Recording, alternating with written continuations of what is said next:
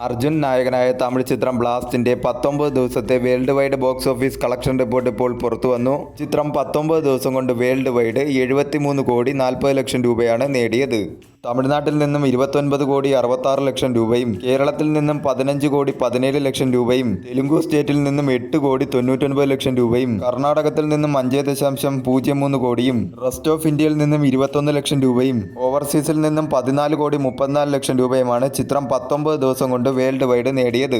18 കോടി ബഡ്ജറ്റിൽ ഒരുക്കിയ ചിത്രം 75 കോടി ക്ലബ് എന്ന നേട്ടത്തിന്റെ അടുത്തുവരെ എത്തിയിരിക്കുകയാണ്.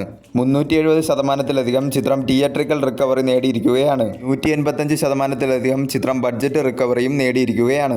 ലാംഗ്വേജ് വൈസ് ടോട്ടൽ ഡൊമസ്റ്റിക്കിൽ നിന്നും ചിത്രം 19 ദിവസം കൊണ്ട് നേടിയത് തമിഴ് ലാംഗ്വേജ് 49 കോടി 25 ലക്ഷം രൂപയും തെലുങ്കു ലാംഗ്വേജ് ഡബ്ഡ് വെർഷൻ 9 കോടി 81 ലക്ഷം രൂപയുമാണ് ചിത്രം ലാംഗ്വേജ് വൈസ് ടോട്ടൽ ഡൊമസ്റ്റിക്കിൽ നിന്നും 19 ദിവസം കൊണ്ട് നേടിയത്. തമിഴ്നാട് കഴിഞ്ഞാൽ ചിത്രത്തിന് ഏറ്റവും മികച്ച രീതിയിൽ കളക്ഷനുകൾ കിട്ടിയത് കേരളത്തിൽ നിന്നുമാണ്. കേരള, തമിഴ്നാട്, തെലുങ്കു സ്റ്റേറ്റ് എന്നിവിടങ്ങളിൽ നിന്നും ചിത്രത്തിന് മികച്ച രീതിയിലുള്ള കളക്ഷനാണ് ഓരോ ദിവസവും കിട്ടിക്കൊണ്ടിരിക്കുന്നത്. ചിത്രം എല്ലാ മേഖലയിലും മികച്ച ഒരു ബ്ലോക്ക് ബസ്റ്ററായി മാറിയിരിക്കുകയാണ്.